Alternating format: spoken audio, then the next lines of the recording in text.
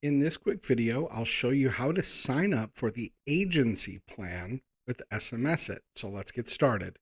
From the dashboard, you will scroll down and you'll see current agent sub-account package. Now, all you have to do is choose buy now with PayPal or pay with card. Once you click on that, it's going to open up the options so you can do 50 sub accounts, 150 sub accounts, or 320 sub accounts. Once you click the confirm button, it will take you to checkout, and it's just that easy to get started. Now, the difference between a normal sub account and the agent sub account is with the agent sub account package, each client that you bring on under you, each one of these sub accounts, will be able to have their own team member sub accounts in their dashboard. So you'll be able to charge whatever you'd like for each of these sub account packages when you bring people on board.